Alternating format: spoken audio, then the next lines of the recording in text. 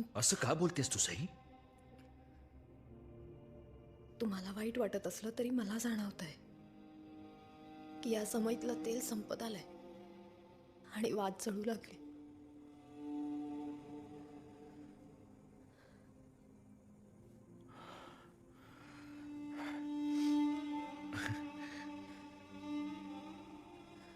राजा राणी असूनही फक्त राजा राणीचा संसार कधीच नाही करता आला आपल्याला.